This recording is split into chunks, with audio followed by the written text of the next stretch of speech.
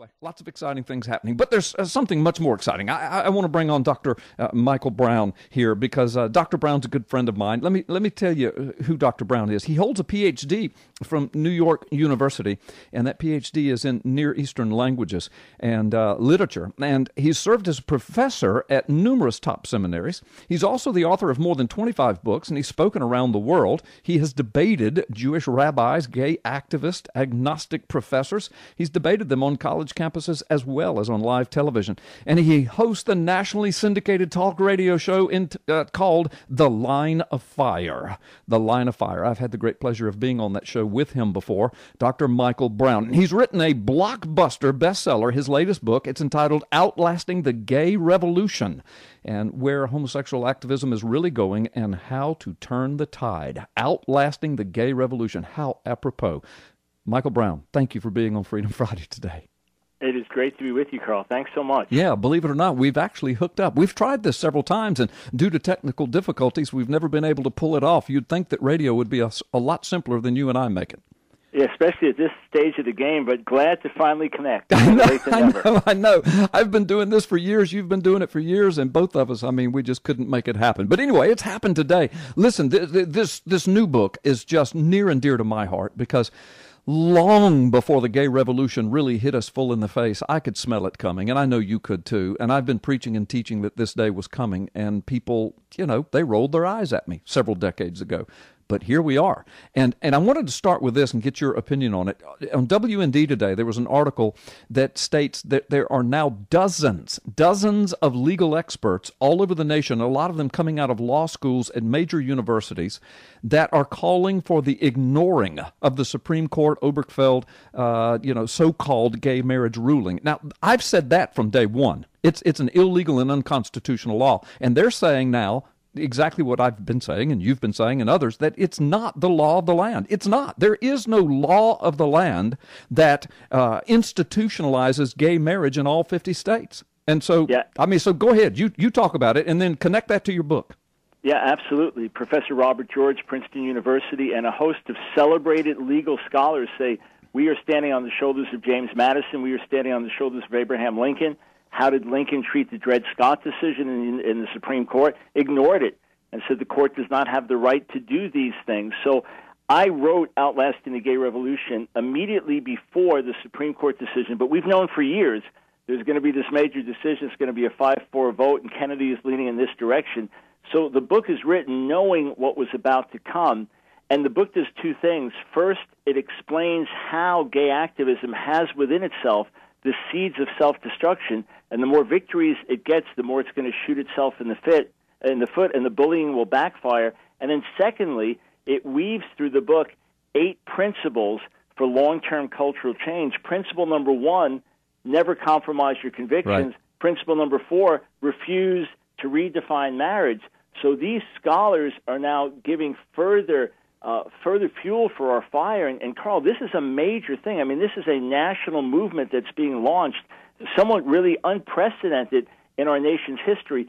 It's not time to throw in the towel. It's time to push back. And that's why I wrote Outlasting the Gay Revolution. Exactly. And, thank you for writing that book, and thank you for all the media you're doing and sounding the trumpet on this because as I said, I've been talking about it for years, and others have too, but sometimes we feel like we're just swallowed up in the forest, and it's great to have a book with your magnitude and a person with your credentials, and now this, dozens and dozens of legal experts are on board. They get it. Lawmakers are getting it. Attorney generals and governors and lieutenant governors are beginning to get it, and this is what it takes. You know what it reminds me of, Michael, is, do you remember some years ago, I guess it's probably 8 or 10 years ago now, but when the Ninth Circus Court of Appeals, yes, I said circus, when they determined that we could no longer say under God in the pledge, and they issued that ruling, and that same day, Congress said, we're not going to follow that. They signed a resolution.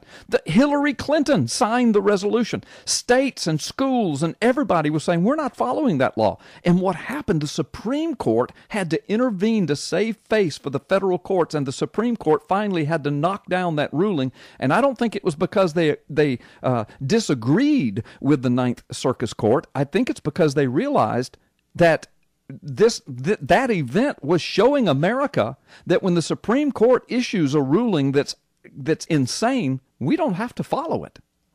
Right. They were doing that within their own system. But the fact is the Supreme Court doesn't make law. People say, well, what about Loving versus Virginia with interracial marriage? You know what the Supreme Court said then? That one of the reasons this is still marriage is because these people can procreate. Because a man and a woman can procreate, whether it's a black man and a white woman, that's immaterial. The fact is, once you redefine marriage, you render it meaningless. All 4 points that Justice Kennedy gave in terms of why marriage should be redefined, they work just as well for polygamists, they work just as well for polyamorous, they work just as well for adult incest couples, and you better believe all these people are lining up and saying, what about us?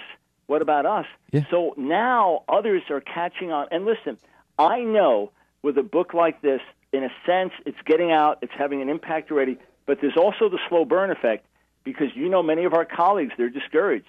They're throwing in the towel. The ship has sailed. The culture wars are lost. And I said, what are you talking about? I know. This Supreme Court decision is the Roe v. Wade of our generation. It's the wake-up call. It's the galvanizing call. And as we rally together in the right spirit, but as we rally together, we will see a pushback. Yeah, absolutely. And listen, I've got so much more I want to say about this, and I want you to really have as much time as possible. Let's do this. We've got about a 2-minute break. I'd like to take this break, Dr. Brown, and then come back and just really hit this heavy. Is that all right with you? You got it. We will do it. Okay, good deal. Folks, listen, my guest this afternoon is Dr. Michael Brown. His book, Outlasting the Gay Revolution. Outlasting the Gay Revolution, where homosexual activism is really going and how to turn the tide. I'm going to tell you what.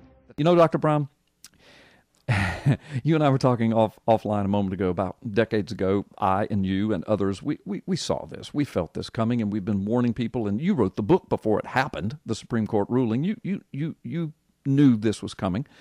And it's interesting, Michael, just 2 years ago on this radio station, I've interviewed John McCain, Senator McCain, Rhino McCain several times, and Mike Bates, the owner and manager of the station, he has a program in the afternoons, and he was interviewing John McCain a couple of years ago, and we've got the recording of this, Michael, and he asked, this was a couple of years ago. He asked John McCain, he said, look, with this current Supreme Court we have, we could actually have gay marriage as the law of the land.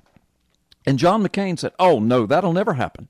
No, this Supreme Court will never pass gay marriage. And even if they did, the Senate would step in and nullify it. We would fight it until it was absolutely taken out. That'll never happen. Don't you worry about it.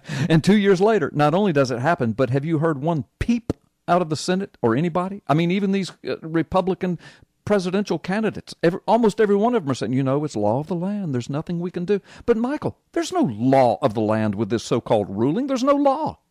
Of course there's no law of the land. The Supreme Court can give their interpretation of something, and then the other branches of the legislature then have to say, okay, let's craft this into law, or let's differ with this. And, again, there's no constitutional basis for it. Thankfully, 4 of the candidates that were running did sign a pledge saying we won't recognize it. Yeah. Senator Ted Cruz, Governor Mike Huckabee, I think Rick Santorum, and one more.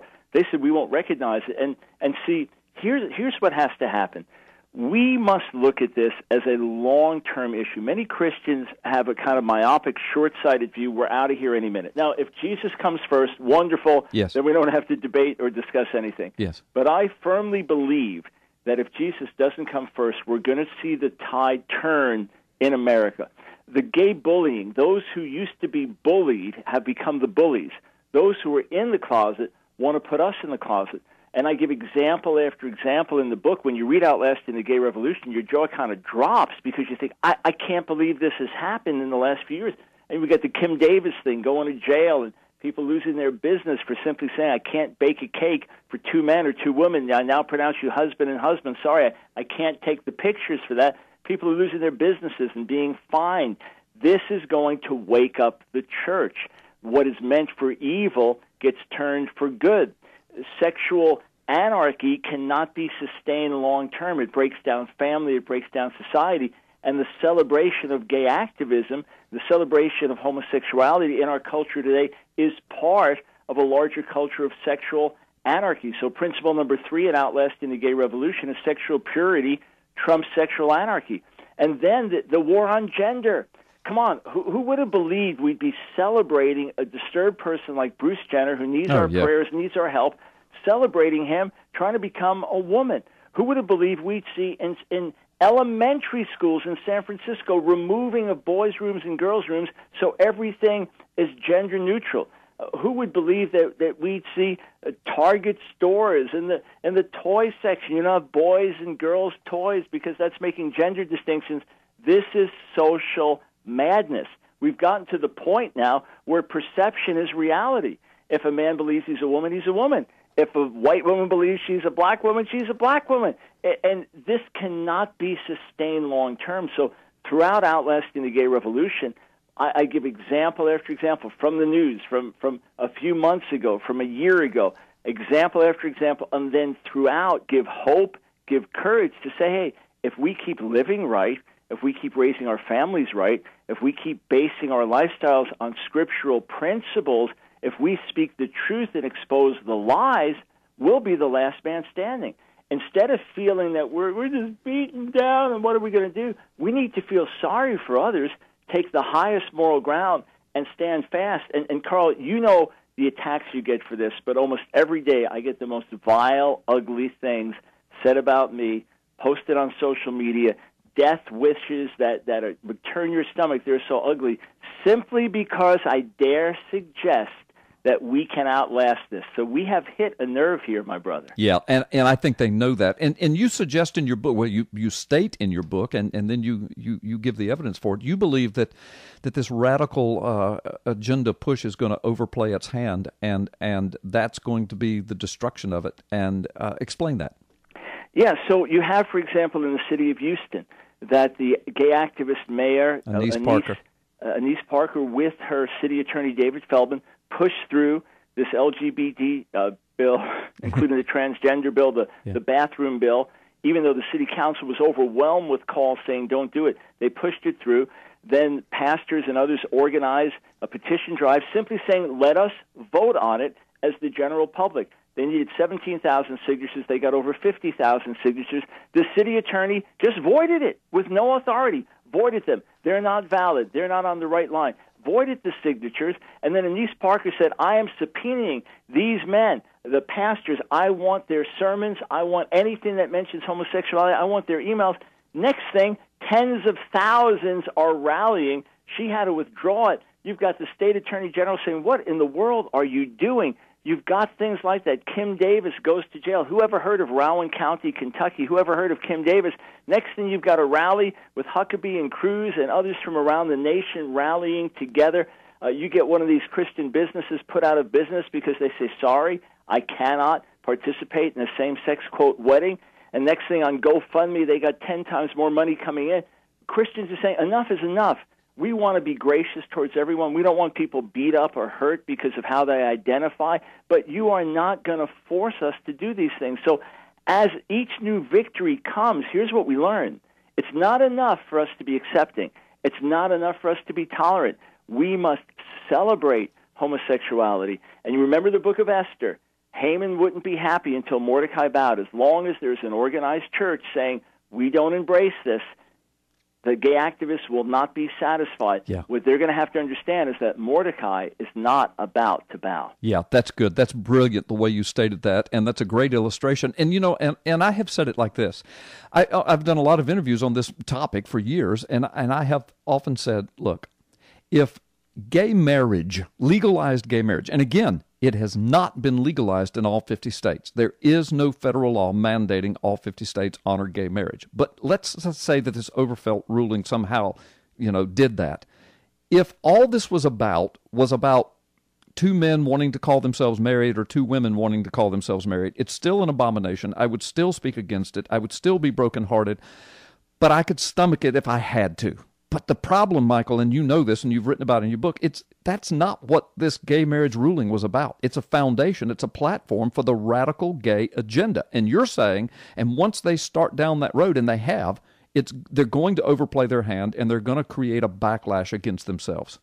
Yeah, and I give example after example of quotes from gay activist leaders from 20 years ago and more, saying all we need to do is get the marriage laws passed. Once we do that, we've won our victory. Now it means this is what's taught in the schools, and you can't object to it. Now it means this is what churches are going to have to embrace. You can't object to it. Well, again, the greater the victories for gay activists, the more they're defeating themselves. And if we'll stand strong, stand fast, the right spirit, the right way, we will see the tide turn. It seems impossible in the natural, but I also believe in a God who brings great awakening and shakes nations.